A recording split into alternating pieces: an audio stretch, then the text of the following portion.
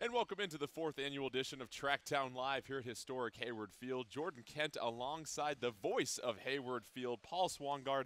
And Paul, you get a chance to work some of the greatest meets across the world, but this week we have the NCAA Outdoor Track and Field Championships.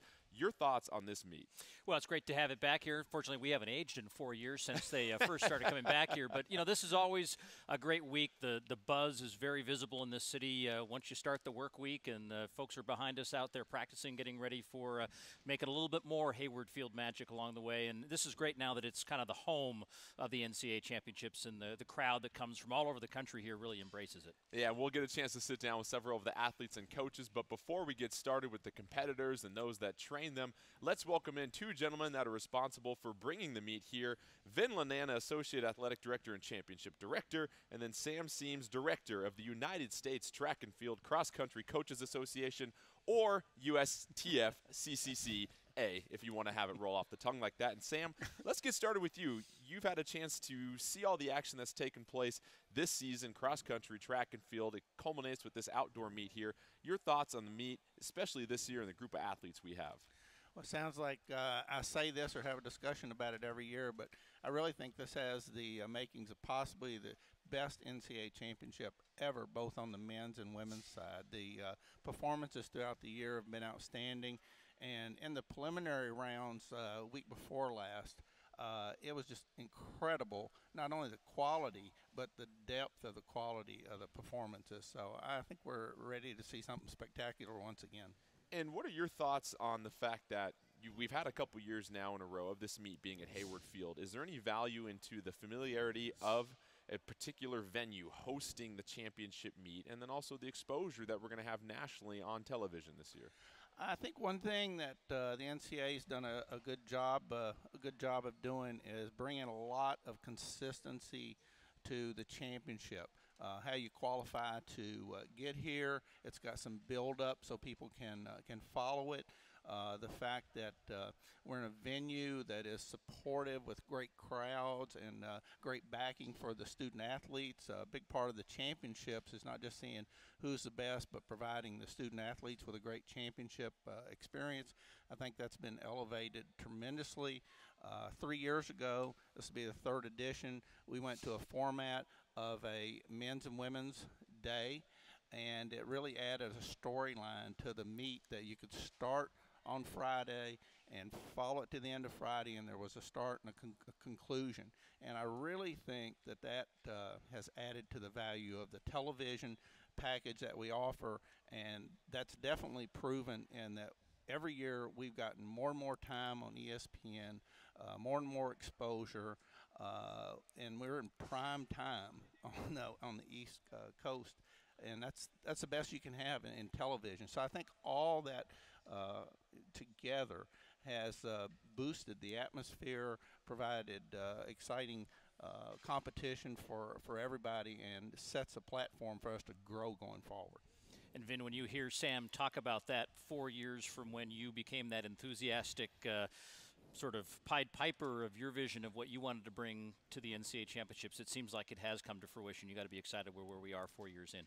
Sure, I'm excited. This is, for me, this is probably one of the greatest events that we have in the United States. I think that when we put our outstanding female athletes on Thursday and Saturday, and our outstanding male athletes on Wednesday and Friday, and we come to a team, finally who wins the team title, it's exciting, really exciting.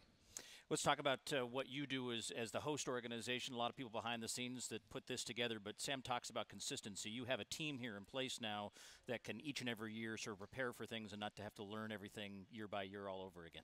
Well, we're fortunate here. We have an incredible University of Oregon events and operations staff who really, not only do they host this event, but they really enjoy being involved in it. So whether it's the ticket office or whether it's the people who put the facility together, or Jody Smith or Lance Deal from TrackTown that put this thing together, really do a great job at thinking of every little piece to make sure the student athletes have a phenomenal experience. And Sam, what is it about Eugene. Prior to the show, we were talking about some of our favorite places to eat in town here, and so Eugene, obviously well known for its great cuisine, but what is it about the fan support and the atmosphere that we see at this meet year in, year out, especially when it gets time for those championship days, the final 2 days of competition? Well, I think one of the uniquenesses is the support that they give for the student athletes. The student athletes just you hear coaches saying, regardless of what we do or what administrators might do, when you get to the track, the student athletes will save it because of their high level of competition at the end of the day. And I think the fact that they've got people in the stands are full, the people have knowledge and appreciate the efforts that they give. I think that's what makes Eugene unique. It's kind of a package. I don't know, Eugene's a destination city, but for this meet right now, it really is a fit, and the student athletes look forward to it. And Vin, we're familiar with a lot of the history here at Hayward Field, but there might be some changes taking place here soon as far as some construction going on at Hayward. Can you speak to some of the stuff we might see at Hayward Field in the future? Yeah, this place is historic, and it has so much heritage and tradition. I think that what we'll see as we host the World Championships in 2021, we are going to have an incredible facility here. And some say that it may be the best track-only facility in the world when this is done. I think that the tradition that we have here is something that keeps it as a spiritual site, but I really think the physical site is going to be something spectacular. So you're going to go on record saying there won't be any obstructed views from the announcer's booth in the new remodel? Only one obstructed view. It'll be right in front of you. Sam, you have coaches that interface with your organization all the time. You guys are working to develop the coaching talent, the professional side of the business. Just give us a sense of what your organization's been doing to support coaches this year in particular as you look forward to the end of the year and your convention in December. Well, one of the things that we try to do is to contribute to helping make the sport better so that the coaches will have more opportunities to work on their craft and hopefully to get the coaching of track and field and cross country recognized as a true profession that a professional executes. We've got great coaches across the country. They expend an incredible amount of effort and contribute an unbelievable amount of time working with student athletes. And in today's world, there's a lot more to coaching than just on the field. You're really a CEO if you're a good coach, and so we try to support them in that, and we always strive to be able to do more because they work hard. You mentioned the broadcasting that we'll have for this meet. Both days of the final competition, Friday, Saturday, live on ESPN. You see the graphic. There's when you can also check out some of the other action taking place during the 4 days of competition here at Hayward Field. And Vin, one other thing to touch on, for a lot of these college athletes, this could be potentially their final meet as a college athlete. But there are more and more opportunities that are being created post-collegiately for these athletes, including the summer series that you've been involved with. What can you say about that? Well, I think if you look at our athletes here, I'm not sure, if you look at the student athletes here, if you look at the coaches here, I'm not sure that there's a better place that creates a platform for our athletes. And really what we need to do is create opportunities in the United States. And there are 3 meets that are going on this summer, one towards the end of June, then you have July 2nd, then you have a final in July 6th in New York City. Well, gentlemen, thank you so much again for joining us. We appreciate it. We expect nothing but yet another fantastic championship meet here at Hayward Field. Stick around when we come back. We will be joined by Mostafa Hassan from Colorado State. But first, here's a quick look at the Mountain West Conference and what they'll be bringing to the championships.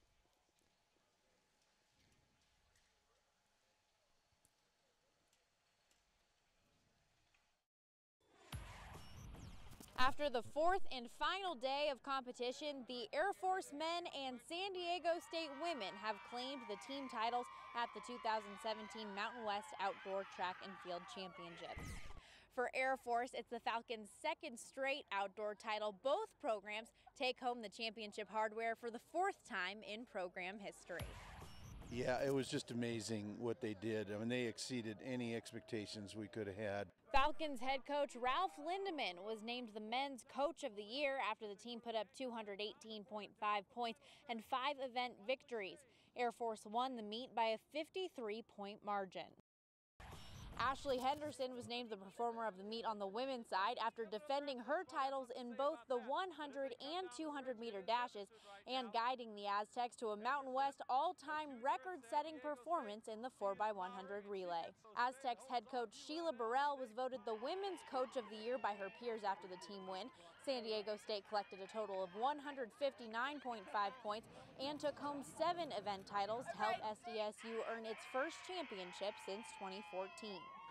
These ladies that are here behind me, we've been pushing them all year long. They've been working really hard, and we knew we had to come in and not take anything for granted, take anybody for granted. But for us, it's more a tribute to like every athlete that we see over here behind us and how hard they worked for each other. Rounding out the men's field events, Colorado State's Mustafa Hassan, who entered today's competition with the top mark in the country, set a new Mountain West championship record Saturday en route to defending his title. His winning throw of 66 feet 4.5 inches topped his fellow shot putters by nearly 8 feet. My team is like a great support system for me. They're always there when I'm competing, and they always cheer me on. And they're one of the main reasons I throw far. So I'm very grateful to be their teammate.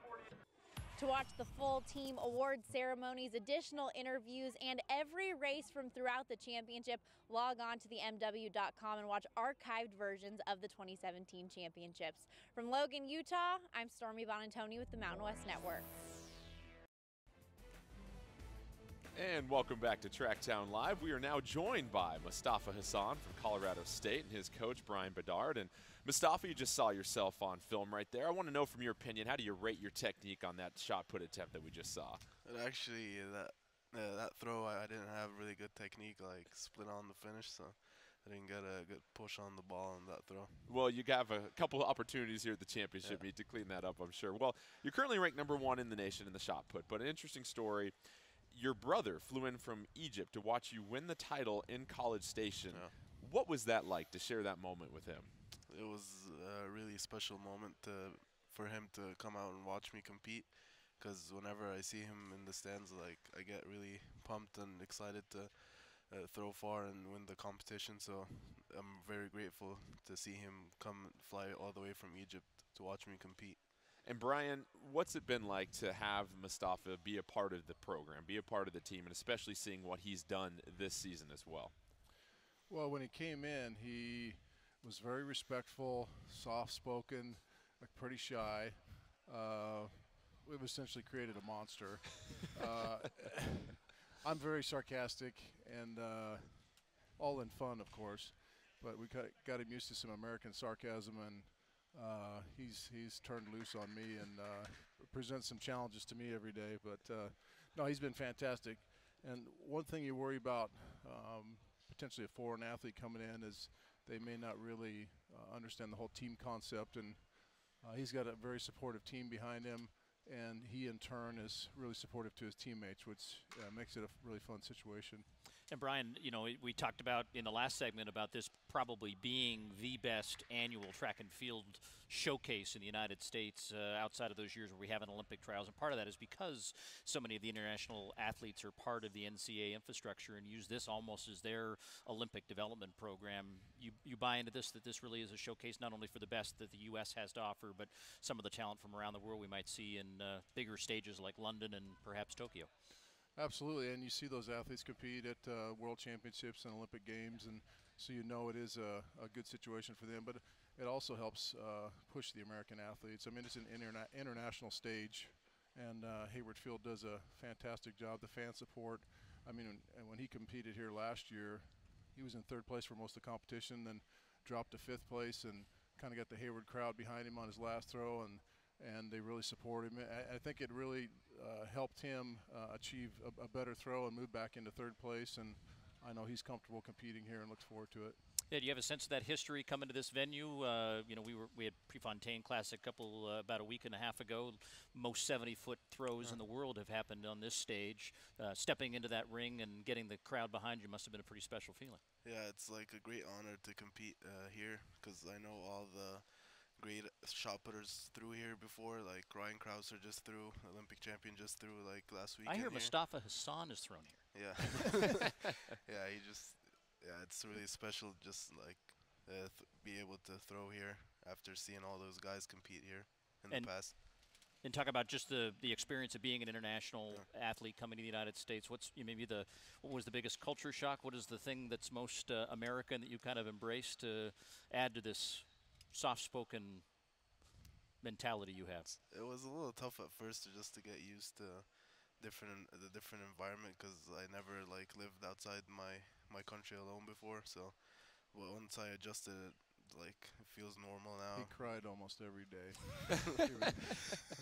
And I want to talk about that, because you're coming. You want to talk about him crying? Well, no, not crying. He's a big guy. I don't know if you've seen how big he is, Paul. I mean, I'm not even. I'm sitting. I couldn't even step in the ring with him. But the most exciting part of this interview is going to be whether this wooden stool is going to hold up 307 pounds. It's creaking right now. He broke the seat in the plane on the way back home from Austin.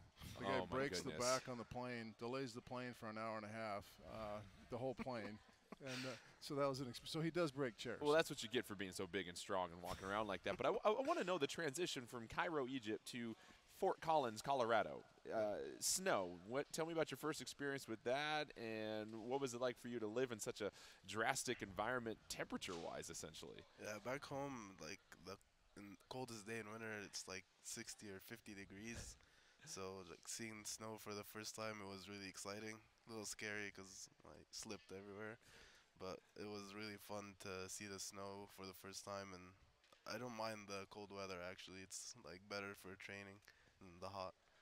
So one thing we always love asking the athletes when they come on here, we know that you guys are very disciplined in the way that you work out, the way that you train, the way that you eat, but there are those times where you guys like to pig out and have some junk food. What are some of your favorite foods that you've had a chance to get introduced to now that you've been here in the States? I really like In-N-Out. Unfortunately, we don't have it in Colorado, so I'm excited when we go to California because I get to eat that. And just the fast food here is, if I keep eating it, I'll gain like 300 more pounds. You got to understand, this guy brought I can say a box lunch, but a cooler on the plane with him. And he cooked up a bunch of chicken breasts and vegetables and stuff like that. The one thing he's really tried to do from last year to this year is improve his nutrition. So he prepares all these meals, and he actually took it on the plane with him. And, of course, he didn't have a knife and fork. That was a problem. But Well, Mustafa, thank you again for joining us. Thank we you. certainly wish you best of luck as you come here and try to regain a title here at Hayward Field, and hopefully some of the Hayward magic will certainly help you out. Brian, thank you so much again for joining us. Thanks for Stick having around. We'll have more TrackTown Live after the break.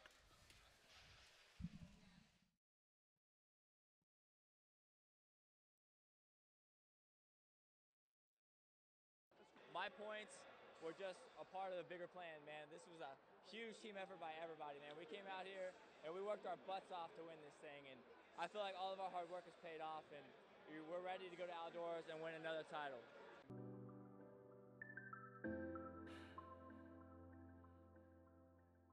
Yeah, you look around, there's a lot of things that happen here this week that are going to change the dynamic of the entire championship. Good things happen for us. You know, we advanced all 4 relays, both men and women, so that's a huge accomplishment as well. We ran pretty well on all of them. Men's 4x1 is starting to come around. Anytime you run 38.7, that's the first time we've run under 39 seconds this year. But it's taken us some time to get that group together, but I think we're starting to gel at the right time. They just happen to be all in the same heat and out of 3 heats, and yeah, they did a great job. You know, our mile relay on the men too. Moro did a great job at 20:40. That's a PR, and he advances to the national championship 200. It is about us going up there in 2 weeks and performing at the level that we think we're capable of performing at. And if we do that, I think we have a chance to be in that top 2 or 3 teams. But that's what it takes. At the track and field program, being the Aggies, we're always strive for greatness and excellence. So of course we were going for under 3. Today just wasn't. We all didn't click on those cylinders, but we did won a rolling time, so it's not much more that you could ask from that. Yeah, I was telling Coach Henry I think we're going to need a bigger plane because we advanced, I think, everybody that we were expecting to advance and a few other people that, I mean, Alex Riva came out here, I think he was 47, and he advanced. So, we probably will need a bigger plane to take us to Eugene.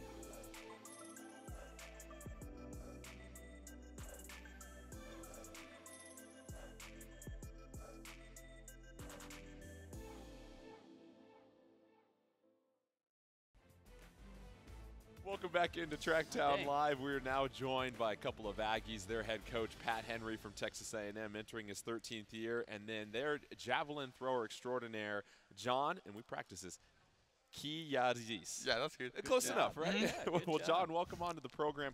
Your thoughts as you prepare for the NCAA championships, because coming into this meet, you haven't needed to necessarily throw a lot in your competitions. It's taken about 1 or 2 throws each competition. Your thoughts as you prepare for the championships this week? I mean, I'm really prepared for this championship. With my coach, with my assistant coach, Juan de la Garza, we've been trying to stay healthy because we know this is the main meet of the year, and I think I'm really prepared. And Pat, what's it been like having John perform, especially the way he has this season, as you guys prepare? Obviously, every year your team, men and women, they're right in there in position for a team title. What has John been able to bring to the team, not just as an athlete, but also as far as chemistry goes? Well, for the last 3 years, John's been an integral part of our whole group. I mean, he's won a number of championships while he's been with us. So John is a very stable competitor. I mean, he's a team guy. It's hard for a great athlete to only throw 3 times before you get here. I mean, 3 throws before you get here, and that's a discipline that not a lot of people can control. So he's done a real good job of understanding what it's all about. It's about staying healthy. It's about getting to this point, and I really commend John on the way he's handled this whole situation. And, John, you have that confidence not only knowing that you don't have to take many throws to do well, but you're also confident enough to explain to a cameraman that he might need to get out of the way of one of your throws. Thomas Ruler had a similar situation in Doha a couple of weeks ago when he popped that big throw. Do you have to explain to people I can really throw far and you might want to get out of the way? I mean, I don't think I'm such a high-level athlete yet, but I hope one day I'll do the same. But it was a story, I guess, at the Texas Relays where there was a cameraman that was potentially in the way of one of your throws. Oh yeah. Mr. Sean told me I didn't see that. No, actually. he didn't know about that. Yeah, even at conference, we had to move a little bit of stuff around to make sure that nothing was going to get hit by a javelin. Pat, you talk about, though, the team aspect. You've had a phenomenal season already. Obviously, the success of the indoor season, and then it's kind of springboard to the outdoor season. And when you guys are seeing collegiate records set by members of your squad, how do you use those sort of individual or team opportunities for success to kind of put all of that teamness in perspective for the group? Well, we talk a lot of team year-round. We know track's an individual sport, but it's about your contribution to a group, and that's the way we talk. And so that mentality, I think, for us, it's a motivator. It keeps you going. It keeps you concentrated on not just your effort, but how you contribute to something else. And so our athletes, it's a very much a positive. And John, only 3 throws on the season so far, so that leaves you with some free time. What do you do in your free time when you're not training, when you're not practicing? No, there's you get a no chance free to enjoy time. a little bit. Yeah, there's no free time. There's no free time. I either train or I watch videos online or I analyze my technique. So it's just all business. You have no time for any fun. There's no TV shows, no movies, or anything like that. Just all javelin 24/7. Yes, sir. You're going to school. You've got them trained well. No, Yes, I do. No, that's the truth about this guy. This athlete is he studies the sport. He studies what he's doing. He just does a great job. So what are you? If you were the commentator for the competition this week, what would you be saying about your technique? Where are the extra meters to come in your throwing style? I think I added more speed compared to last year, and I think I'm staying more close and it's more smooth. Yeah, and a couple of those throws that he has taken have not been full approaches either. So is the plan this? I mean, is there basically no limit to what he's going to do this week? I don't know how much you can share with us, but is the plan? Are you coming in to just potentially win, or is the goal to get as many quality throws as you can as you try to really make an impression on what you've done this season? That's your question, John. I mean, obviously the goal is to win, but like I would like to throw like further and like improve my personal best. No. So you obviously might take more than 3 throws this weekend, which yeah, we'll I be think very so. excited to see. Yes, And I we'll think tell so. all the cameramen to back Yeah, up. we'll make an also. I announcement think they're in going the to spray stadium. another line out there. And so Yep. you're obviously in school. Tell us a little bit more about what you're studying in school and how you're preparing for life after a hopefully successful, long Olympic javelin career. Right now I'm studying like sports conditioning, and I have 2 minors, coaching and biology. I mean, both my parents were like track and field athletes and PE teachers. So I honestly think I've been like in that field since I was like 5. I've been doing track since I was 5. So that's my passion. So I would like to keep doing that like for the rest of my life. Pat, how do you personally enjoy the sort of being part of the United Nations, right? You bring kids from all around the world. You get a chance to experience and blend these folks all together. Well, actually, our team, we are about 140 athletes right now, and we have 3 international athletes, John being one of those 3. So, but John brings a lot of fun to the group. I mean, he's not just a javelin thrower. We have a multi-event competition we run in our team in the fall. This guy's one of our best standing long jumpers, one of our best standing triple jumpers. We have overhead back that we throw between legs forward. We throw a shot put, and we run a 30. This guy wins and is the best we've ever had at Texas A&M in doing that. And we've had some pretty good athletes that are not just a javelin thrower. This guy is a great athlete. Well, essentially being raised from birth, being a javelin thrower, you see your parents' background, all the work that you put in. It's certainly great to see that. So, well, we wish you best of luck here this week at Hayward Field. We hope to see maybe more than 1 or 2 throws. We've got our cameramen backed up already. And, Coach, always a pleasure to have you join us. Best of luck to both of your programs. Appreciate you doing what you do. Thank you, all right, guys. stick around when we come back. TrackTown Live continues as we take a closer look at Christian Coleman before the break. Thank you, guys. Thanks, Pat.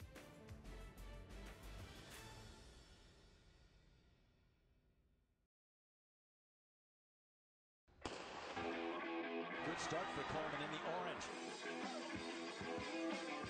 The fastest 60 meters run in the world this year.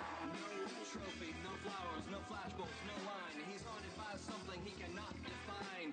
Nah, I'm not haunted. Everybody's just been curious about how fast I can run the 40. He's going the distance. He's going for speed. He's going the distance. Reluctantly crouched at the starting line. Engines pumping and thumping in time. The green light flashes, the flags go up. Churning and burning, they yearn for the cup. She's up there, the finish line, and I'm gonna get there first. He's going the distance. He's going for speed. She's all alone in a time of need. Because he's racing and pacing and plotting the course. He's fighting and biting and riding on his horse. He's going the distance.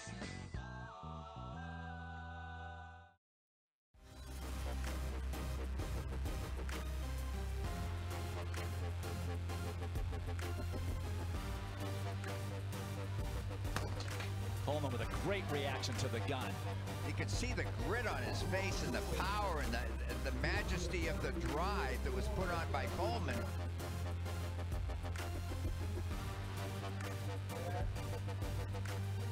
Coleman out very quickly, giving Richards something to chase. Remember, Richards has the 400-meter strength. Coleman has the 100-meter speed.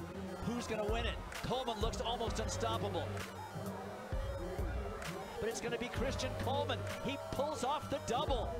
Under 10 seconds in the 100, under 20 seconds in the 200. Wow, you know, that's exactly right, Dwight, in the sense that you got the sprinter speed of the 100 guy. Can he get 2 steps out and hold off the guy with the stamina? And he did. Welcome back into TrackTown Live. Jordan TrackTown Live, Jordan Kent. It is a TrackTown life here. And you are? I'm Jordan Kent. You're Paul Swangard. We're joined by Justin Knight, Jr. of Syracuse. And Justin, before we get going to this year, you've talked about before your experience being here at Hayward Field, and you talked about the 2014 World Juniors. What was that experience like for you? Oh my gosh, I think that was my first team that I ever made, representing Canada. And it's always just such a big deal to represent your country. And I think coming to Oregon, you know, the rich history that this place has, Hayward Field has, you know, having U.S. nationals and guys like Galen Rupp and, you know, Matthew Centrowitz just do their thing out here.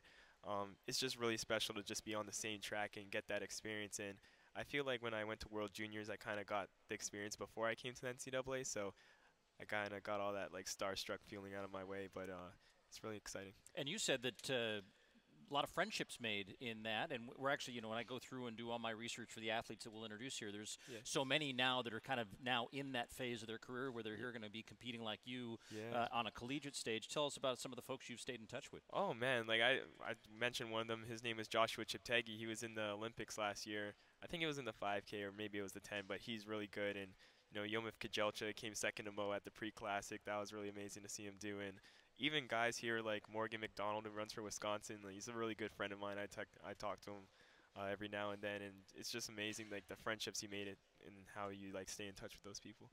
Well, you're obviously really good yourself. You had the 4th fastest time over 5,000 meters in collegiate outdoor history, 13:17:51 earlier this year. What are your thoughts, your approach as you get set for this championship meet? Oh, I mean, it's always great. When I ran that time, I was kind of like amazed that I was able to finish that fast and even just hold on to the finish at the end because you know, my friend Sam McEntee was coming right on my shoulder. But I feel like my approach to NCAA is it's a complete different race, and for the most part I think this is the one that matters the most. You know, people don't always remember who ran the fastest time of the year in like 2017 or like 1993. They remember who won the championship. So it'd just be really nice. I'm going into this race knowing that, you know, we got guys like Grant Fisher, who's an amazing racer. Mark Scott has a tremendous kick. And I know they'll be ready to go. They don't care what time I run, and I just have to go in there with confidence and believe in myself. What we see a lot of times, especially in the distance races, you know, I was a sprinter, so it's just you run fast as soon as the gun goes off, but we see these tactical races develop. At what point in a race is it sort of determined that this is going to be a faster race, this is going to be a slower race? How does the competition really read each other in that race? I think, you know, when you see the guys with the fastest times kind of go towards like the middle or the back, usually when it's towards the back of the race, like, you know, it's probably going to be a bit slow, but you know, the pace can really pick up. Guys can hang out for like a half of the race and then try to close really hard. So I think, you know, tactics wise, you know, you got guys doubling back in events. Sometimes, you know, different tactics are used, but it'll be interesting to see what happens.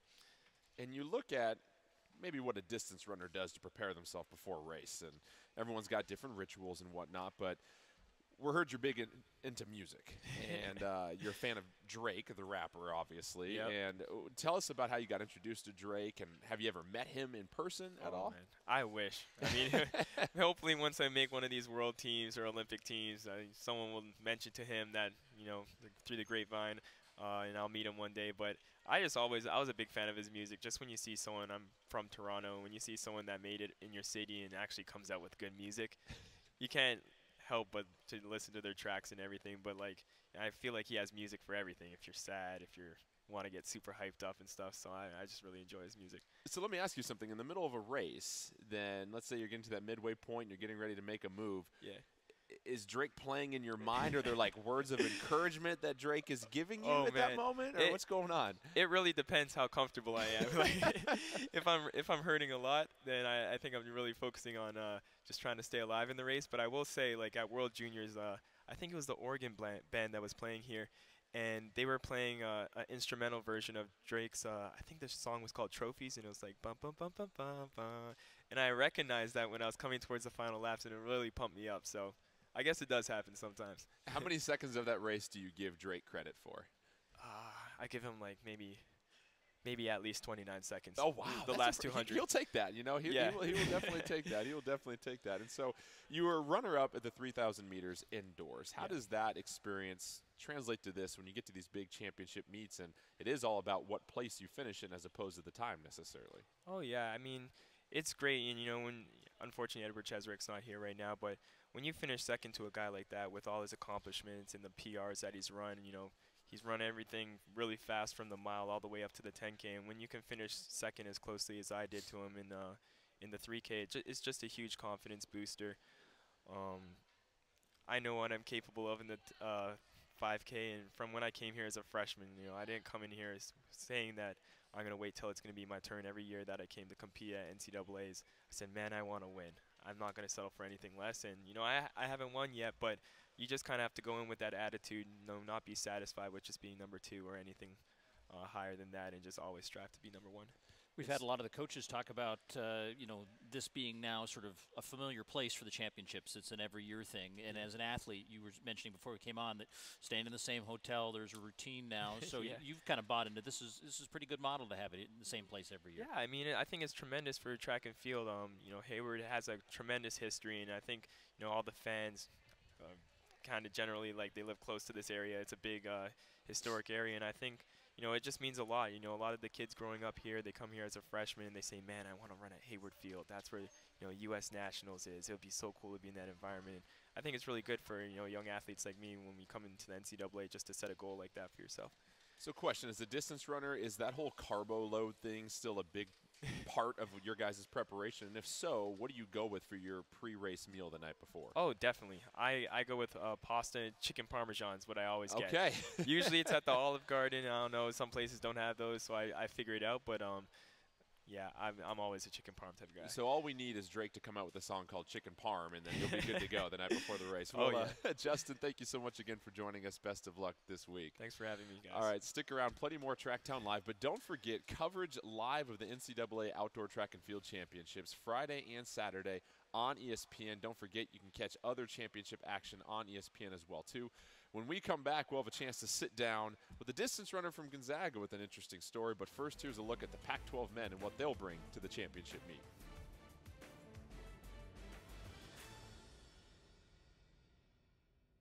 TrackTown USA, Eugene, Oregon, and no surprises yet again. It's the men of the University of Oregon winning for the 11th straight time. The women of the University of Oregon winning their 9th straight championship. Tremendous performance by the Ducks, and it was a heck of a meet, no doubt about that. And Kyrie King, the transfer coming over to the University of Oregon from Western Kentucky, pulled off the double in the sprints. He gets things going in the 100-meter dash, 10:09 as he blazes through the tape. And then in the 200, 20:27 leads him to the double on the day in both the 100 and the 200. He's the first Oregon Duck to do that in the conference meet since 1959. And then there was some real excitement in the 400-meter hurdles. Maybe the most spectacular finish of the meet, Paul. A lunge by Bry Benjamin on the left just catches two-time champion C.J. Allen. And then in the distance events, if you come to Oregon, they've had superstar after superstar, and 15-time individual NCAA champion made it look easy at 10,000 meters, although there was nothing easy because of the weather. Edward Cheserek. Absolutely. 3 Pac-12 titles in his career, 17 total NCAA titles, including 2 Give me that! relays. Give me in the final! And the final it was, and there were some great moments in the field all during the competition. In the high jump, in the shot put, in the hammer throw, in the pole vault. Take your pick around the field events. It was interesting, and the drama down to the final throw and the final jump in the discus and the triple jump and the shot put as well.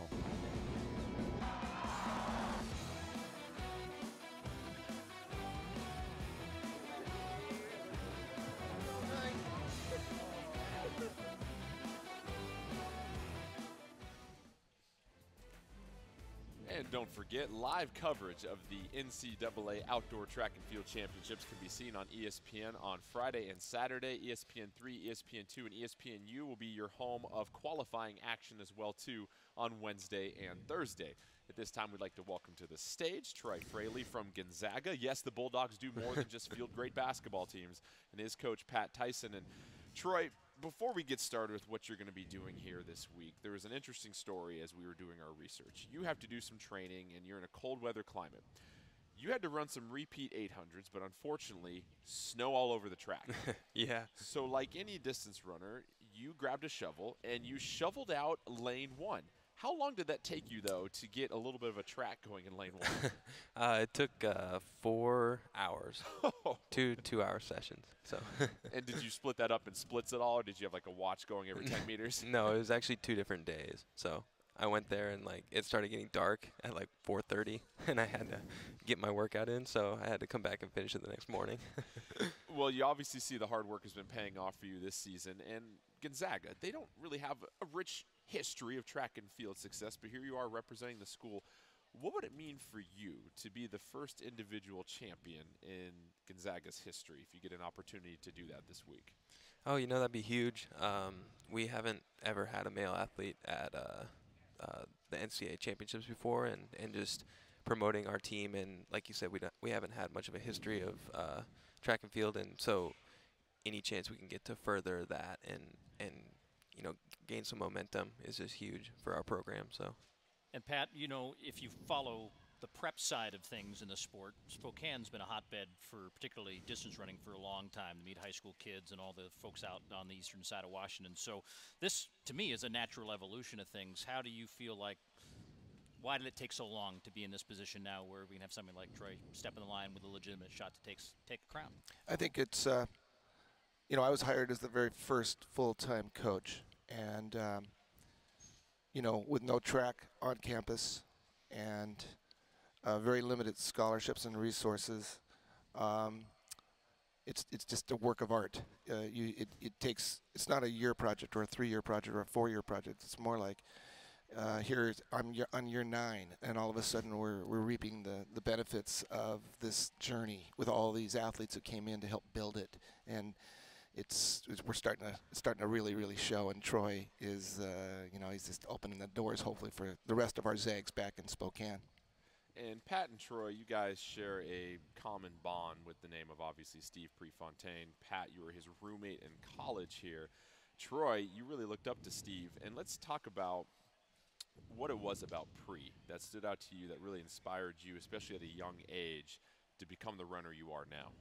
Yeah, I think probably the biggest thing was what he is well known for, you know, being kind of a workhorse and not being afraid. And I think that that's something that I've always aspired to be like, you know, just working hard and not being afraid to go out and make things happen and just kind of grasping opportunities. I think that was something that I've always looked up to. And Pat, we hear Troy talk about some of the characteristics he's learned about Pre, and we oftentimes hear from people that have seen Pre, but you competed with him. You lived with him. What was it about him that made him so special as you reflect on that? Steve, as Bill Dillinger's coach, said during his time, never missed a day, no workout in his 4-year window of time. And Troy, is that consistency is very similar to Pre's. He's dialed in to the AMs. He's dialed into the PMs. You know, there's a lot of myth out there about Pre, you know, being this, quote, party animal. Pre never missed an AM run, and we were always out the door at 6:30. Troy Fraley never misses a morning run. He's out the door at 7 a.m. So the characteristics, it's just so beautiful to watch and see it, and it's just evolving more and more every year. Pre was kind of instantly good. Troy's evolved to this kind of Pre-mystique. And on top of it, Troy shoveling snow for his workouts too, and I'm sure Pre would have done the same too. But Troy, as you evolve, as Pat is saying, what are your expectations as you get set for championship competition here? And what are some of the things you've learned this past season that you think will help you at this level right now? Yeah, you know, I think expectations are always high. You know, you'd be a fool to not realize what competition you're going up against, and I think that having respect for that competition but not being afraid of it is really important, and I think that's something that I'm taking into this week.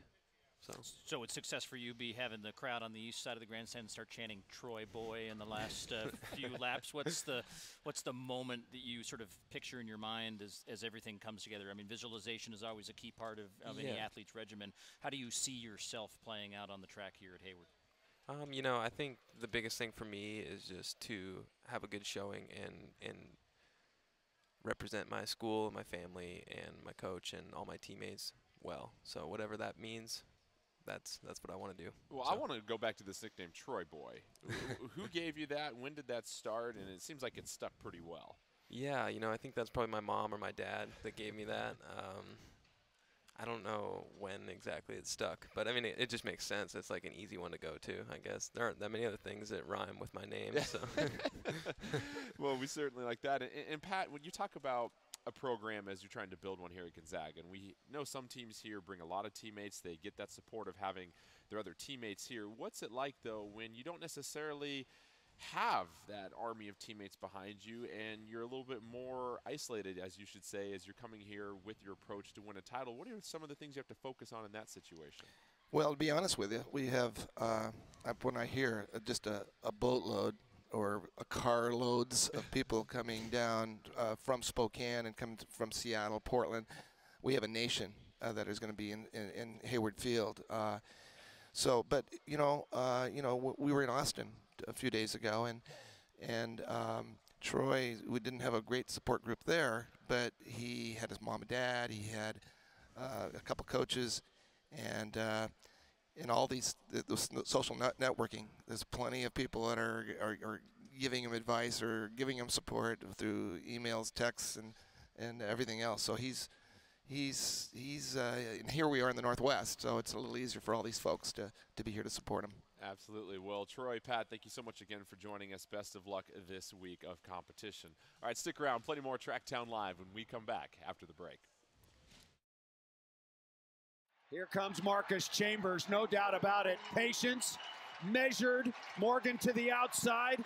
Here comes Michael Norman. Norman trying to make a late charge, right down to the wire. Does he get him? Wow, photo finish. I think maybe he got him. What a race, as we expected. Norman with the lean, and Norman showing a lot of strength the last 50 meters as Chambers starts to sort of fade a little bit. Michael, running out in lane 7, running your own race. How are you able to finish that one?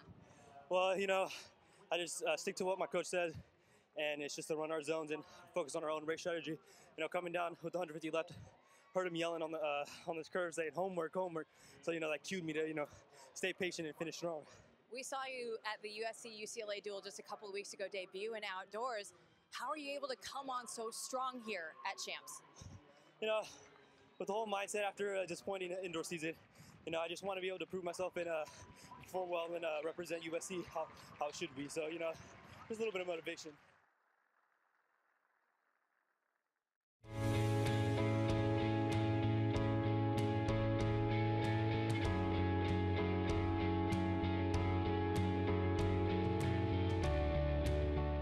The experience was a bit surreal because it wasn't something that I really thought I was going to be able to do until a few weeks prior to it. So it didn't feel like it was actually like a real situation that I was in. It was sort of unbelievable, the whole process. It still sort of feels like that. I still can't really believe that I actually went and that I can say that I'm an Olympic athlete. And the same thing with all the people at school here were really, really into it. It was awesome getting that support from the Cornell athletes, Cornell community, and then even like my home community and then my work community, and everyone was just really, really supportive. And it was awesome to be able to see that, because you don't normally see that when you go to normal meets and, you know, everyone's not messaging you like, oh, good luck. It's it's not until you get to like the really big meets that you realize how many people actually follow what you do and how many people actually care about you, which is awesome.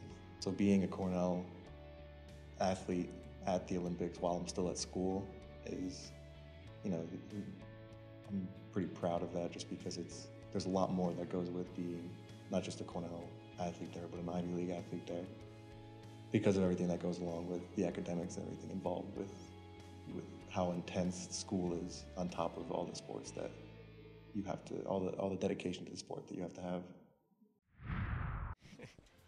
Welcome back into TrackTown Live. We are now joined by Jareem Richards of Alabama and his coach Dan Waiters from Alabama as well too. And Jareem, you represented Trinidad and Tobago in the Olympics. First of all, how was that experience for you when you look back at it last summer?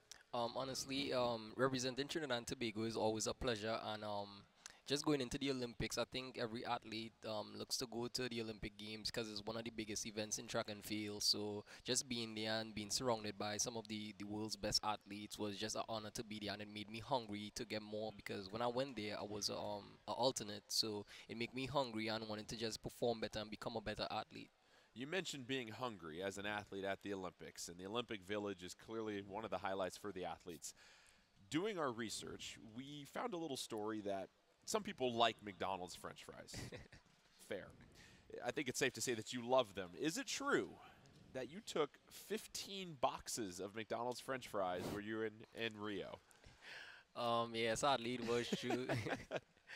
All of them wasn't for me though, but I mean I really love the fries because McDonald's fries taste really good. And after a while being in Rio, you kind of like got used to the food that they already had. So like they had a little McDonald's stop for us there, so I took full advantage of it, I guess. And Dan, how fast can a guy run on 15 boxes of McDonald's? I guess 1997. Fast was so faster than 1997. Yeah. Yeah. Just speak to him as an ingredient to your success at Alabama. He brings his own special, sounds like his own special dietary needs, but also a special kind of talent. Yeah, of course, he's a super talented athlete and extremely focused. Knows exactly what he wants from track and field, and has a very clear vision on how to get it, and performs the tasks that he need to be successful every single day. He's basically one of the linchpins on our team. He's been unbelievably focused, dedicated, and everything you'd ever want out of a student athlete. Super proud of him, of course, and just happy that he chose Alabama.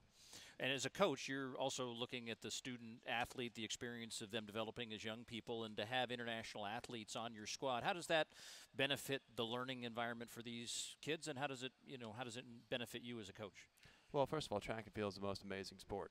It's we have people from all over the world on our team. We have people from Lower Alabama. We have people from West Virginia and everywhere in between, and they all kind of come together and become a nice family. And we talk about that a lot in our program, about brothers and sisters and how we treat each other. And people from different parts of the world just bring a different element to it. And they've had definitely different backgrounds. And we always talk about we have our team get to know each other and find out what's a good day for them, what's a bad day for them, and where dreams come from, and where some of the other international athletes have come from. Just puts a great perspective of the kids that just come from Alabama or just come from Texas or California. And when you're repping the 868 from Trinidad and Tobago, I think of folks like Otto Bolden, who kind of created a lot of legacy for you guys kind of aspirationally, but there's a good young crop of sprinters coming out of that region right now. Do you feel like there's, what is this resurgence that's coming with Trinidadian sprinters, and how do you see it sort of playing out over the next Olympic cycle going to Tokyo? Just the athletes that coming up, I think we have a really good chance because just me running fast and other athletes from Trinidad running fast and the whole world running fast on a whole, because look at Wayne Van Niekerk, he ran 43:03 and no one was going to expect that to happen. In lane 8, my friend. Yeah, exactly. So I just think everyone just looking at how fast everyone else is running and trying to be better and trying to improve on themselves. So just watching the athletes out there is just motivation for you to do better and become better. And Dan, as you look at every athlete's path to the national championship meet here, you have the conference meet, then you have regionals, but the SEC conference meet, how does that do such a fine job of preparing these athletes for the NCAA meet when you look at the competition in your guys' conference? Well, let's just take the 200, for example. If you look at our region race, I think the top 7 individuals were all from the SEC. So, those kids, those athletes, they line up against each other every week, week in, week out, and know exactly what it takes to be successful and who they have to beat, and they know their tendencies, and they know how focused they are at other schools, and they bring that same kind of focus and determination to every single meet we have to go through, whether that be conference or regionals and whatnot, and on through into the national meet. So, yeah, we always talk about in the SEC that's just a warm-up for the NCAA championships, because we go to battle there, of course, and we just kind of take a weekend where we have to qualify, and we get back after it 2 weeks here in Eugene.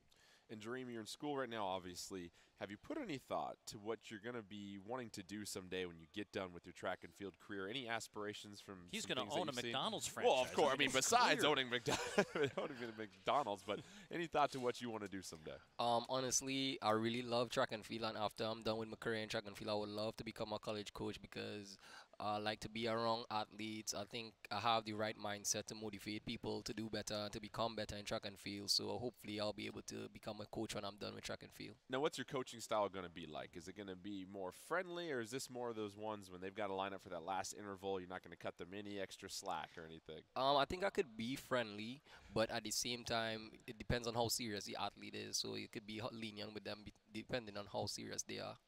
And when you look at your training, I always like to ask athletes, what's one of the toughest workouts you have to do when you look back at your season? Is there anything in your mind that stands out that was a particularly tough workout when you reflect upon this past season? I break down 400, but not like the 100 ones. The one like when you do 200, 30 seconds, 200, that's the hardest workout I've ever done in my life.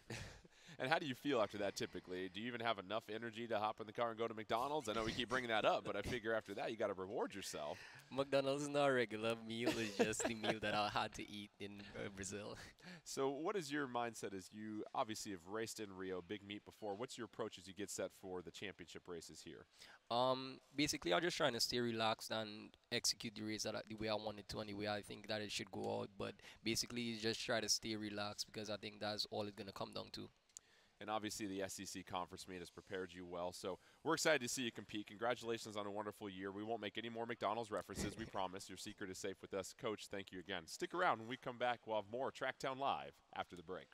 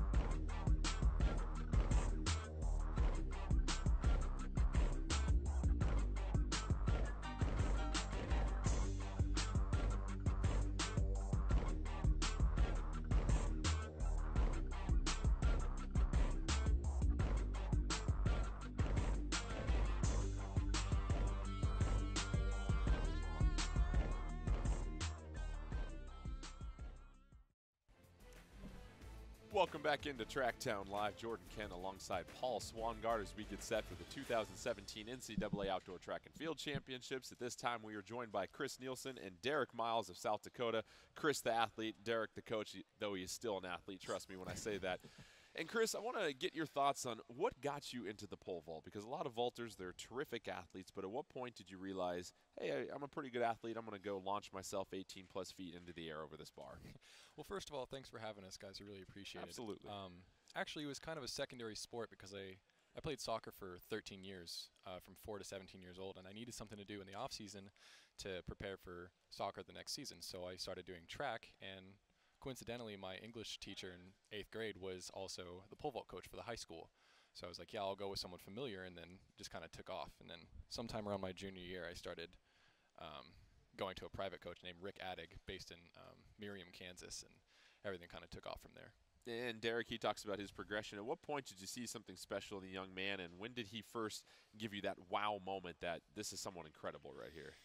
Well, that's kind of been continually happening the whole year. You know, I think, you know, when you jump 17 feet as a junior and in high school and you win the state meet, but you see that he came from 15 feet at the beginning of the year, and then, you know, obviously that kind of triggers some interest in a lot of schools. But, you know, watching him kind of move through those gears, not only in high school, but even in this first year of college, which is hard to navigate. You have a lot of things that change. You're not living at home anymore. Your diet changes, all these different things. And but, I mean, he's a kid that's been able to take those changes, adapt to them, and just kind of grow every week. And so that's kind of been the fun, exciting part to kind of watch. When they talk about growing each week as a freshman, they usually talk about the freshman 15. But what is it about your transition that, you know, what was your approach? How did you say, okay, I'm going to make this transition to college. I want to be good at this sport I love, but I also need to learn how to be a good student, you know, be a young adult that's out on their own for the first time.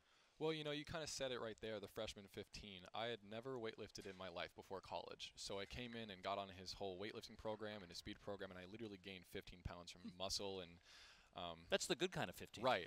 Maybe a little couple chicken sandwiches there. But and then, you know, Derek just made it really easy transitioning. You know, he was so supportive, and the team was so dedicated to their events and their sports, and the team itself. You know, everybody at USD is a great welcoming person, and they're all great friends of mine. I've got a great team of vaulters and just teammates on the track team in general, and then I'm friends with people on other sports. But, you know, USD is kind of a home away from home. This is the only school that I really felt, you know, I can go to bed, and then if I close my eyes, I kind of envision myself in my bed at home. So it was just really easy transition. And Chris, with it being your freshman year, and when you'll be in school later, you'll see freshmen come in and start to try to learn things in the weight room. For you, what was the most difficult thing to sort of master or get in the weight room when you get introduced to all this other training that you've never done before? Well, you know, that was the funny thing was that I was literally clueless when it came to weightlifting. So I had to ask, what's the difference between a back squat and a front squat? And I didn't really know what a bench press was, and I was literally clueless when it came to weightlifting. So when our strength and conditioning coach would tell us, hey, here's our workout for today, I'd have to go to him and be like, hey, what is this again? I'm sorry, I don't know.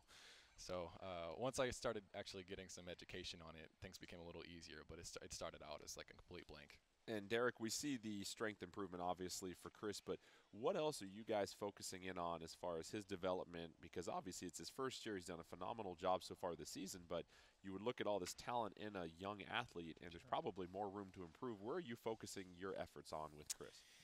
You know, it's a good question. You know, at any given time, we've got probably 5 plates in the air. We're trying to keep them all spinning.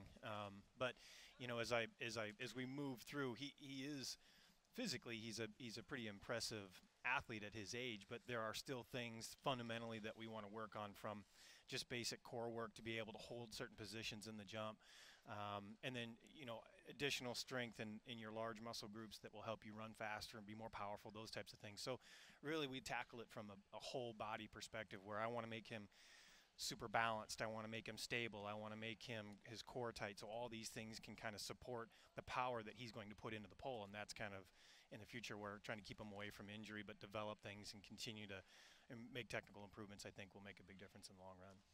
And coming off your success indoors, you get a chance to go to Drake Relays, and then you're toe-to-toe with one of the heroes of the Rio Olympic Games, medalist in Sam Kendricks. As you use those opportunities to sort of, I guess, line yourself up against some of this young emerging star. I mean, we got a high schooler now jumping in rarefied air in Mondo Duplantis. Right. You know, to be good at this sport for a long time, like your coach was, what do you think you have to do to bring consistency and quality to your efforts each and every competition? I think it's really simple, where it's just I listen to him. And, you know, he's the kind of coach that he's going to give you 100% honesty, whether it's positive or negative, and he's not going to do anything to jeopardize your career. And the fact that he's even had the experience to go into the pro circuit for multiple years, because he was an athlete for such a long time, and be at multiple Olympics and even get a bronze medal in one of them, that's you know, it gives me hope that I'll be able to do that one day. And if he's helping me do it, then maybe I could do more, and that would be fantastic. But right now I'm just listening to him. I'm 19 years old, and I've got a really long career ahead of me, hopefully, and I'm just going to kind of keep doing what I'm doing right now. And Derek, as of April, you had to add something to your home insurance rider, which is a bronze medal from Beijing. As one of the places was vacated, you get moved up to where you belonged, which is on the podium. It's never going to be as satisfying as that moment in the bird's nest, but just talk about hearing the news and finally getting a chance to have a medal. Well, I think that was the thing that was always troubling to me in my career. Is it was a lot of years and 6 world championship teams and a few Olympic teams, and just coming fourth a couple times and just kind of not quite putting it together on those days. That was always tough. And I'm competitive. I'll always view it that way. You know, I still feel like 9 years ago I should have just got it done on the day. I was ready to do it. And but in terms of at the end of the day, if you feel like, man, I have something that I can kind of anchor my career on, I think that's kind of fun. So. And I'm curious, Chris, when you look at your first year in college, it's a lot longer season than anything you experienced in high school. How have you been able to balance just more meets and a longer season as you prepare for these championships? Well, it's a lot to weather, like you said, and it's a lot longer. In high school, I would maybe go to like a 10 or 11 meets and just on my high school career, and then I'd be done. And then somewhere around my senior year, I started traveling to summer meets. But I think it's just recovery. Recovery is very important, and that's something a lot of athletes tend to skip on, whereas they focus more on, we got to train, we got to get better today. But a lot of ways of getting better, recovery is just as important in training as training, so you don't get hurt. And you see a lot of athletes get hurt because of that. So if I just keep following Derek's training and I just keep on the recovery process and take things slow and try not to think of it as, you know, it's not really a sprint, it's more of a marathon. So if you take it as a marathon, then things tend to look a little easier. Well, Chris, Derek, thank you so much again for joining us. Best of luck this week. Stick around, plenty more when we come back on TrackTown Live from here at historic Hayward Field.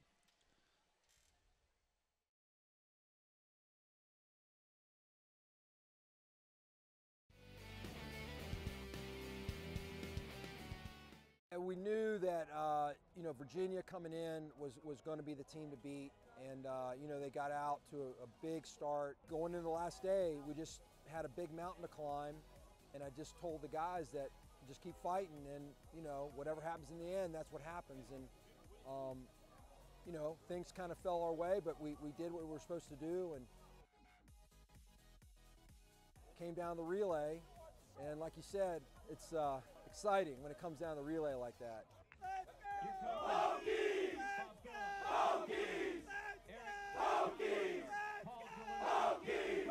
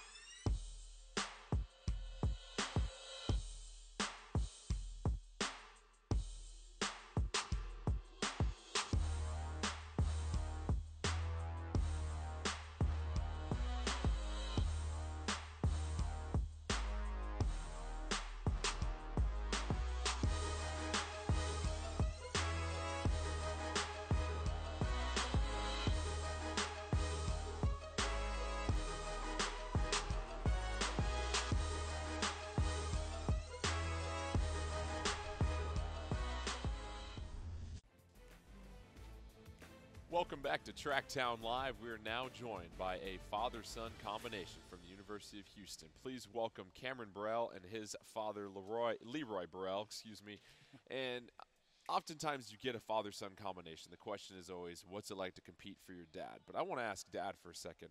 What's it like to train and coach your son? Because you've had this opportunity looming for years potentially, building up, and obviously he's a senior now, but what's it been like for you to see his development and to play such a vital role in what he's done over the last couple of years? Well, it's really interesting. You know, we have some challenges. You know, we have some really touching moments. You know, but we also have some struggles because, you know, sometimes it's a little difficult meshing the family dynamic and the team dynamic. But I think we managed to get through that. And as Cameron has matured as an athlete, I think it's become even easier. Like freshman year was really, really tough. I think, you know, we kind of had a few moments where it was difficult for me because I wanted to have the role as coach, you know, in practice and competition. And, you know, and so there are times when I have to play the role of coach. Sometimes when I have to play the role of dad.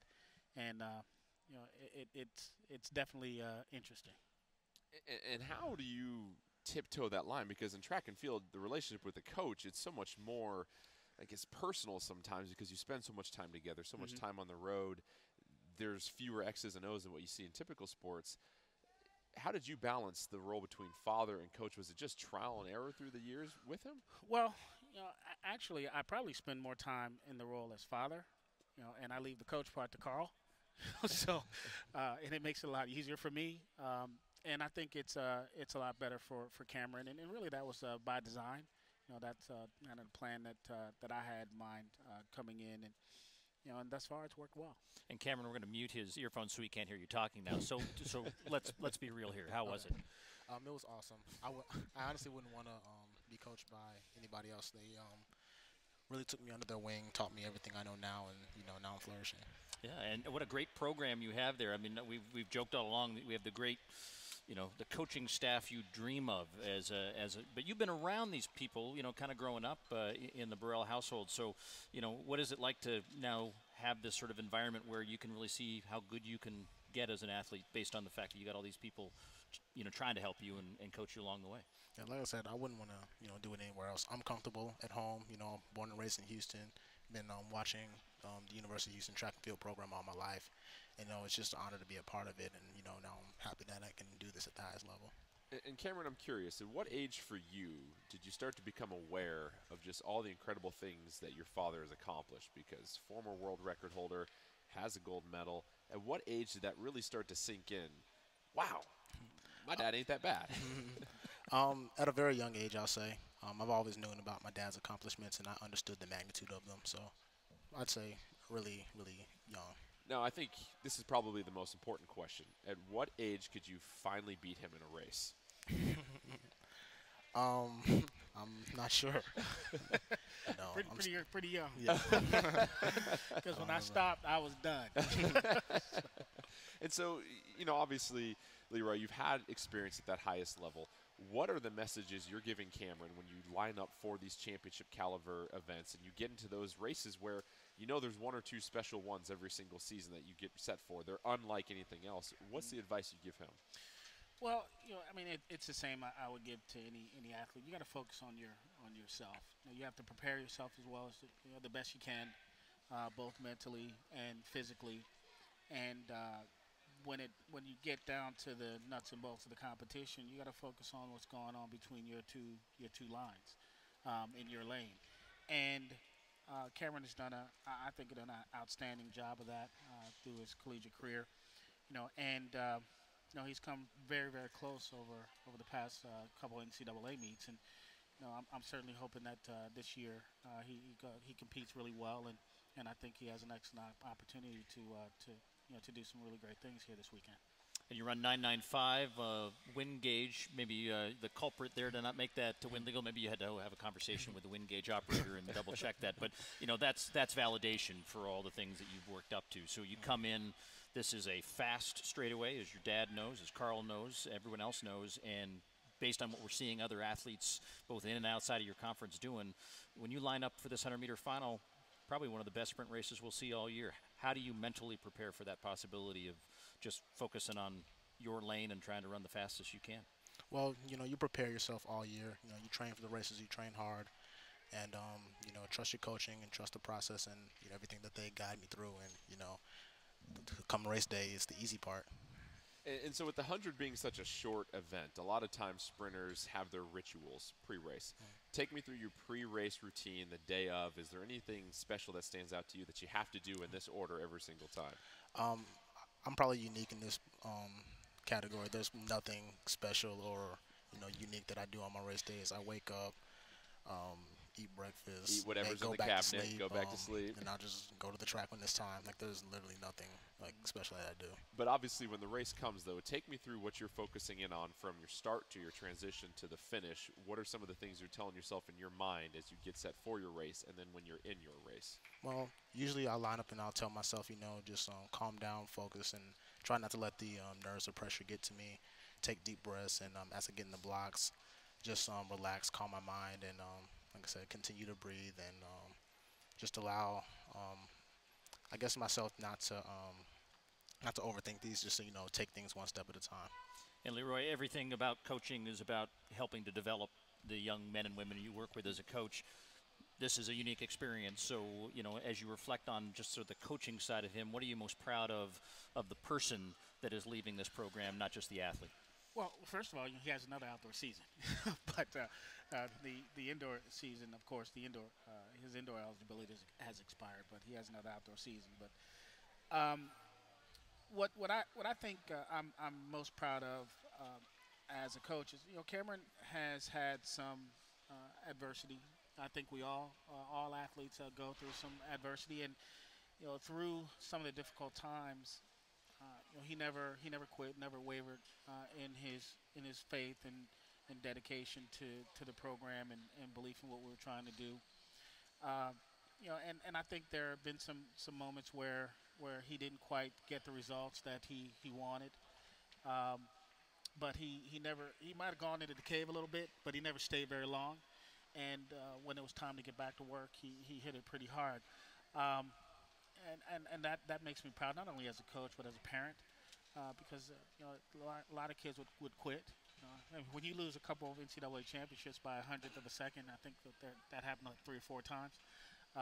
You know, it's easy to think, oh, woe is me, but he didn't do that, and I think that's a testimony to his, you know, to his ability to kind of stick to the plan and work it to the best of his ability.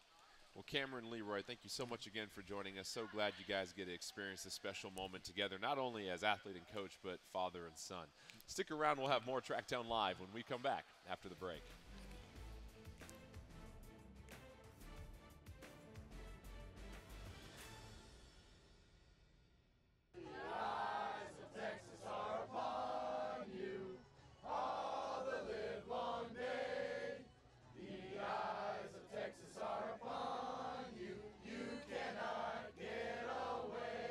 You know, to have the guys, you know, be able to win in the indoor back in Ames in February and then to come back and repeat, you know, again, you know, because you really wanted to do that for that senior class.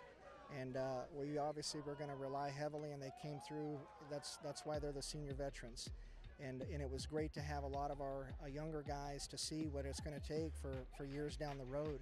And, you know, on the women's side, it was obviously disappointing, but too, you know, it's not, K-State did a phenomenal job these last 3 days. We're excited as a program, obviously, you know, anytime you win a championship, men or women, and but at the same time, we did come in here with the intention of bringing home 2 trophies.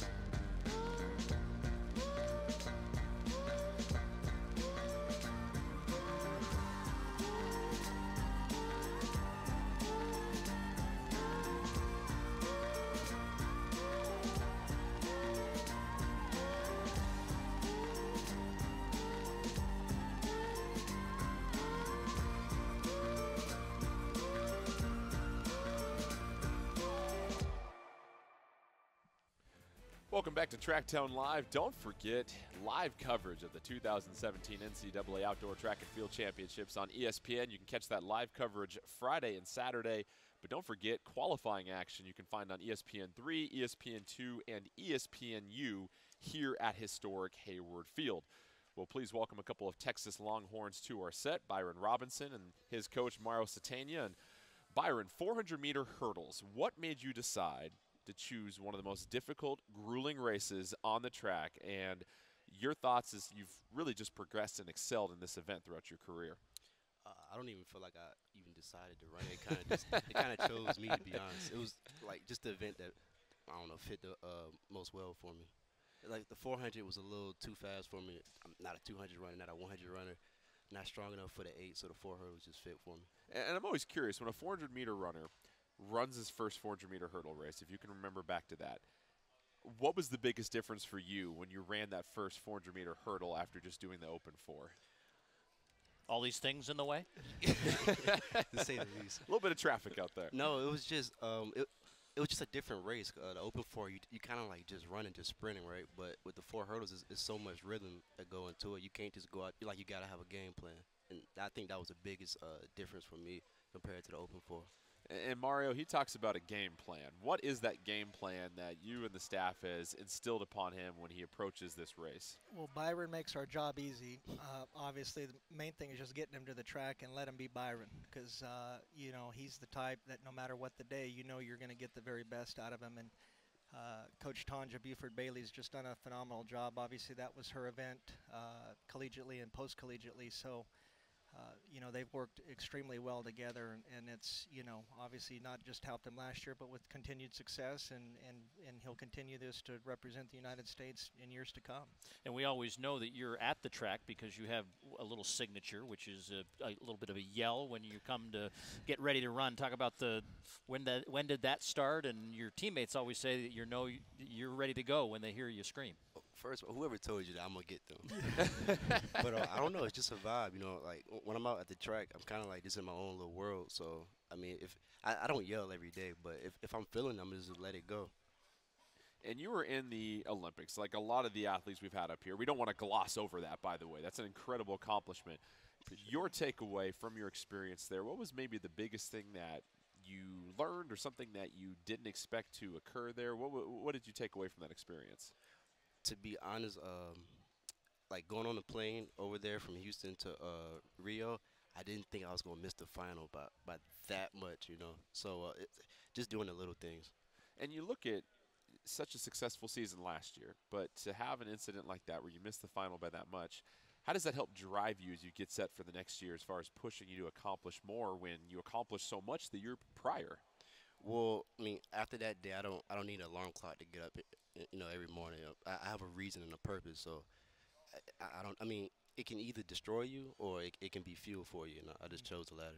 And Mario, as a coach, and we've talked about this, I think, in previous visits here, you have a situation where there's multiple seasons now for the kind of caliber athlete you have in him. So how do you sit down at the beginning of the year and say, okay, well, here's the important inflection points for the collegiate season. Here's how we'll get you ready for the transition to what you might want to do in the summer? Well, I think that conversation actually took place in Rio. I was on the Olympic staff for the men, and we met up in the dining hall there because there was a lot of uncertainty. Was he even going to return for his senior year?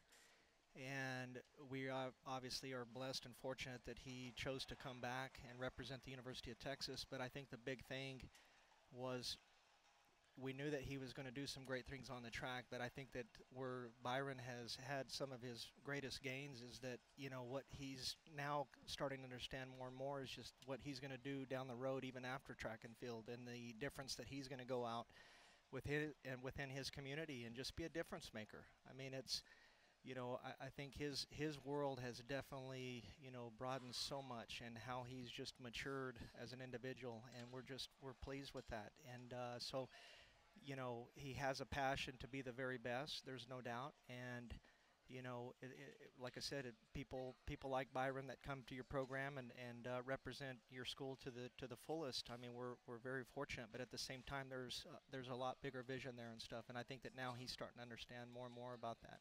And you discuss a bigger vision, which is a great segue because we heard, as far as people telling us information, a social media app for athletes. Is there something there that you can tell us about that? Is there any part that you're playing in that, or do you have a project in the works? Because obviously you don't just spend 24/7 jumping over hurdles and running left. What do you have going on in that? I don't want to talk too much. Okay, about that's it. fine. I understand. This is some very important IP right here. So if you Right. want to, but you did hit it right on the head. Okay. I mean, essentially, that's what it is. I'm not allowed to really talk about it in great detail at the moment, but when the team is ready, I think we're going to change the world with it. So at a higher level, your coach talked about what you want to do, the difference you want to make in the world. What's speaking to you now sort of professionally beyond the obvious, which is, you know, you hurdle at a very high level. You can use that to obviously gain some professional traction in what you want to do. But what's in your heart? What do you want to do in the next 20, 30, 40 years of your career?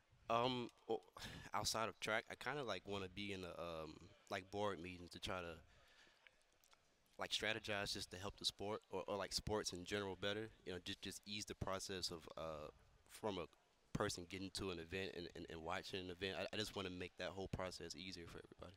And as you look at other sports, because you obviously have to study those as you make preparations Absolutely. to positive to have impact and changes here. What are some of the other sports you follow right now? Well, I mean, of course, basketball. Okay. You know, and do you have a team in basketball that you pull for? look, it's Believe Land around here.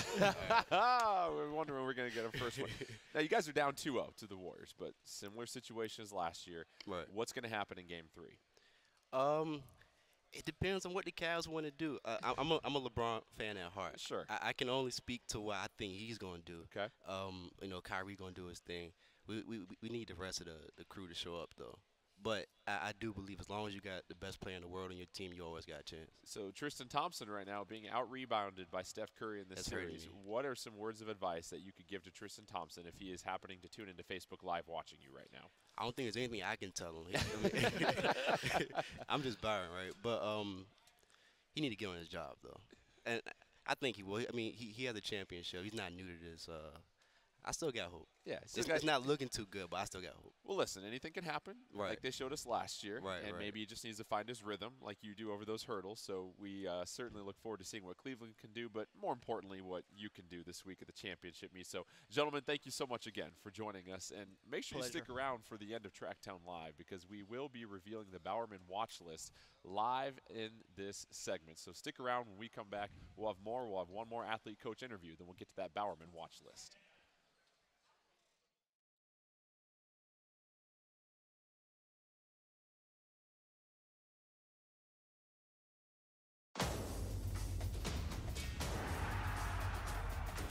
Epic moments, championship dreams.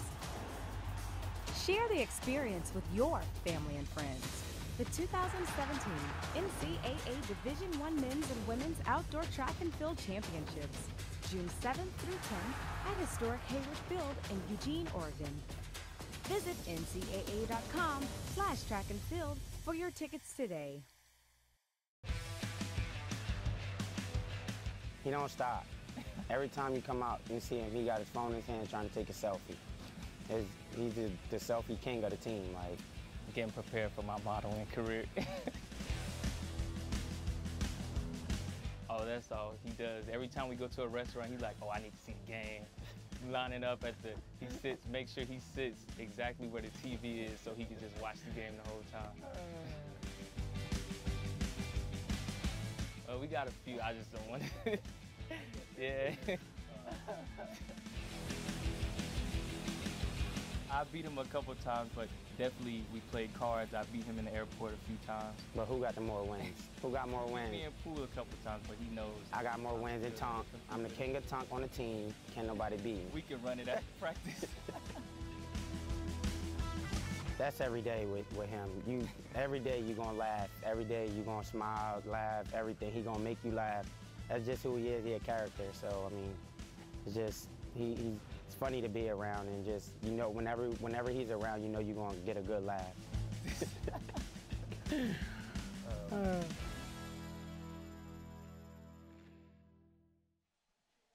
Welcome back into TrackTown Live. We are joined by those two Florida Gators, Eric Futch and TJ Holmes. And as you get a chance to really spend time as teammates in track and field, it's one of those sports where you really get a chance to develop that close relationship. How was your friendship, your ability to train and push each other, really help just enhance your college environment? And let's start with you, TJ, as far as your experiences with that.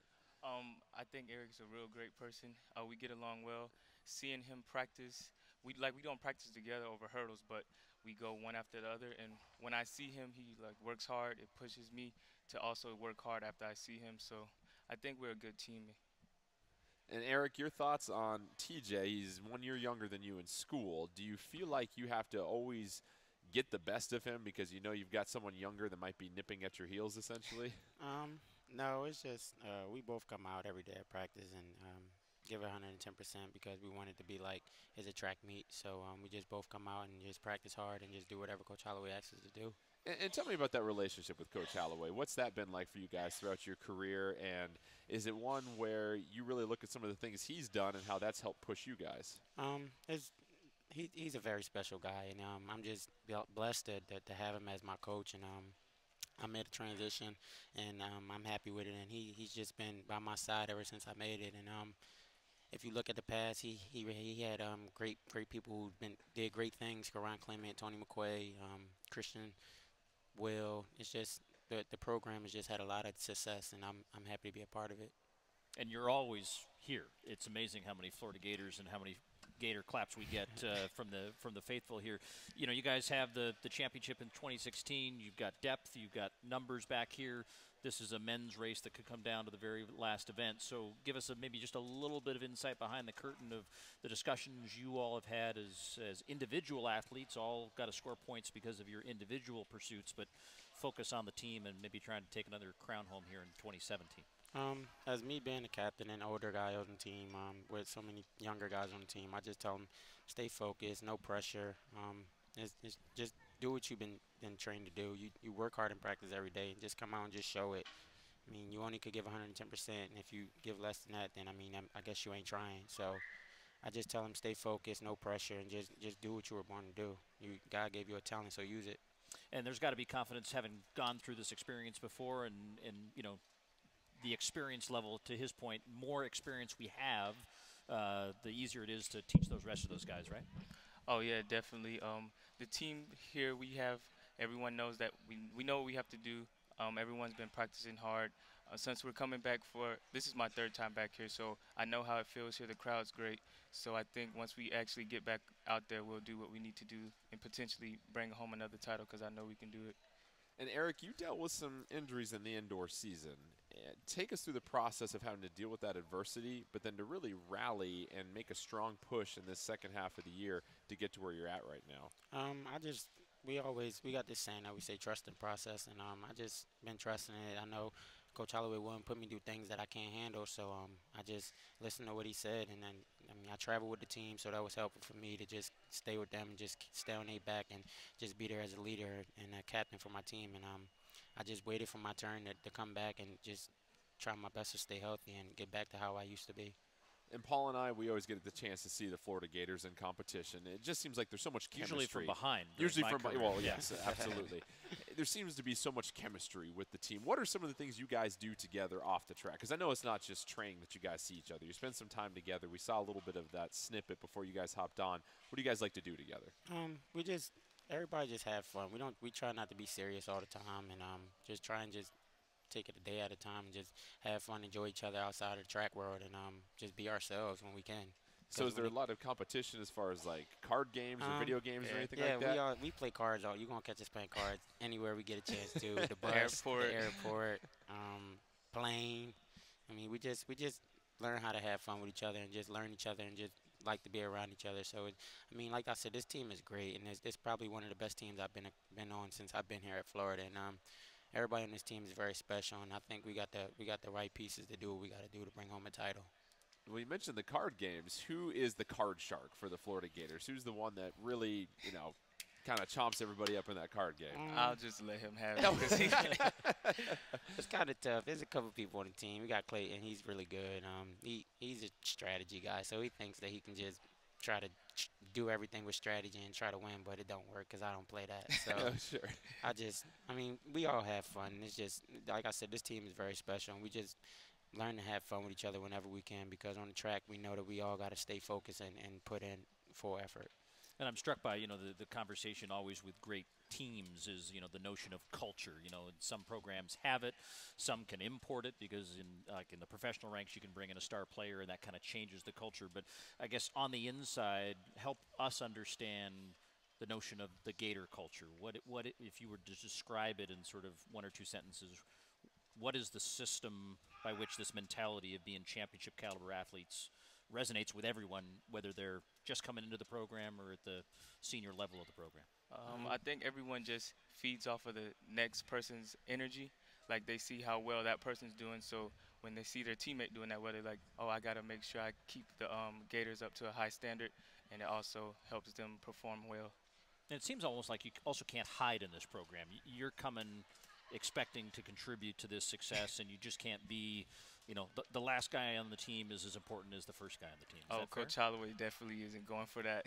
He doesn't play with any slackers. He makes sure everyone's doing what they need to do, and he won't take anyone that's not showing a full effort. So we already know the 400-meter hurdles is a very difficult race. And we asked one of our athletes up here this question earlier. Hardest workout you remember having to do this season during practice? Is there anything that comes to mind as far as something that you really don't want to try and do ever again? Sheesh. We had so every many day. Every day, right? Every day we come. That's the culture right there. Every week we come out, we get our we be anxious to see what we got on the sheet, and it's just every time you see it, be like, dang, like we got this on this day, we got this. Like, when we gonna get a break? But I mean, we still make sure that we get it done, and we don't complain about it. So, I mean, it's been working so far. So I'm glad I was able to be a part of the team. This is my senior year and then my last national. So I thank everybody, and I'm grateful. And you mentioned nobody complaining. I always have to ask those sprinters, how do you guys handle the ice baths afterwards? Is there anybody that cannot stand them, can't hop in them at all, or is that kind of part of the Florida Gator culture? You get in the ice bath and you don't complain. Clayton Brown. Put him on blast. He's from Jamaica. He said he don't like him. He don't like it. He will not get in. So, I mean, everybody else, Grant Holloway, he gets in sometimes, but I mean, me and TJ, we have no problem with getting in, and Grant has no problem with getting in when he needs to, but Clayton will never get in. All right. Well, we'll certainly keep Clayton up to speed with that. Well, guys, thank you so much again for joining us. Best of luck this week. It'll be a pleasure to watch you guys. Thank you. Stick around. When we come back, we will have the reveal of the Bowerman watch list on this edition of TrackTown Live after the break.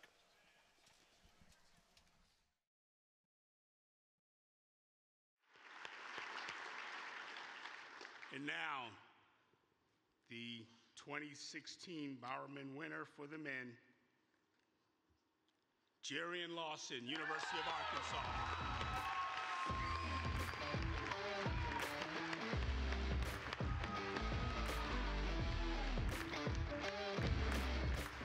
Jarian and Jesse. That's the entire list. Only two men in history swept to victory in the 100, 200, and long jump at the NCAA Outdoor Championships. The illustrious Jesse Owens and Arkansas senior Jarian Lawson. In a test of determination and stamina, Lawson competed 7 times at Hayward Field, 4 of those point-awarding finals. Lawson's first one came when he soared 26 feet 9 inches in the long jump, completing an indoor-outdoor national title sweep in the event. 2 days later in the 100, he edged out Christian Coleman at the line by 1/100th of a second.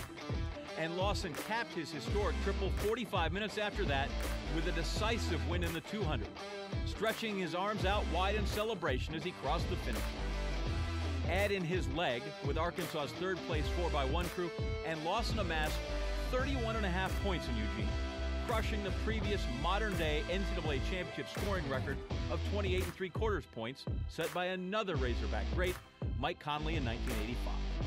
Lawson then kept it rolling and jumping into the summer with a runner-up finish at the U.S. Olympic trials, jumping 28 1 3/4 for the best all dates marked by a collegian since 1994. And Lawson goes 28 1 3/4. He closed out his collegiate career at Arkansas by winning the 100, the 200, and the long jump here at the NCAA Championships. Then at the Rio Games, Lawson finished 4th, 4 centimeters from a medal. A season that joined him forever with Jesse Owens. He is Arkansas's Jarian Lawson. Well, I thought I was a little strong until I held that trophy. But first, giving thanks to God, of course, for making all this possible. It wouldn't be possible without him. I want to thank my family, point of emphasis on my parents. Wherever I go, they make sure they're there with me. I want to thank my coaches just for, teaching and giving me the components I need to be successful on the track and off the track. I want to thank, of course, I can't forget all my voters and supporters. Just thank you all. Even if you're watching, thank you. And of course, last but not least, I'd like to thank the University of Arkansas just for giving me an opportunity to showcase my talent in the SEC and on the NCAA level. And just to recap, my freshman year was actually the first time I heard anything about the Bowerman Award. I actually made it to the Eugene, Oregon NCAA Outdoor Championships first year. And I remember seeing a tent, that was showcasing the past winners. And it was a trophy in a trophy case. And at the time, I thought in my mind, well, that's not obtainable right now. I need to get my talent up. And so it's so surreal to just be standing right here, to be a nominee of the Bowerman and an award winner is just so surreal to me. And I'm just excited to be a part of so much talent, and I'm excited to see what next season will bring. Thank you.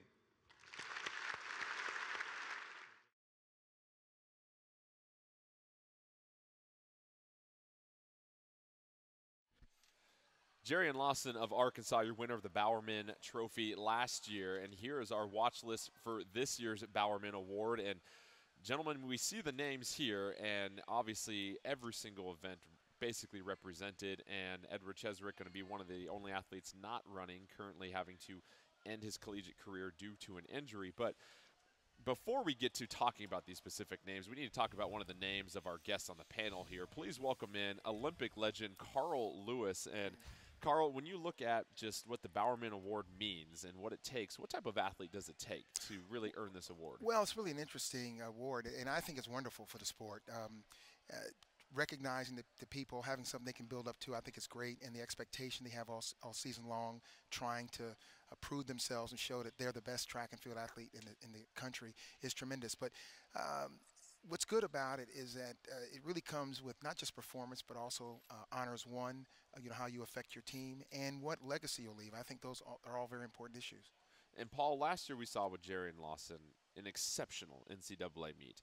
How much of this award do you feel is predicated upon the performance at this specific meet compared to the body of work throughout the season? Well, I think it has, some bearing. Certainly the voters are keeping an eye on how things go through the championship end run of the season. But, as Carl pointed out, I think there's, tremendous opportunity for this to be sort of the aspirational thing that kids point to throughout their season. You got a situation unique this year with Cheserick not being afforded the opportunity to sort of cap his career here on his home track, albeit his body of work over his entire career speaks volumes for him. But, I look at, you got Fred Curley, you've got Coleman out of Tennessee.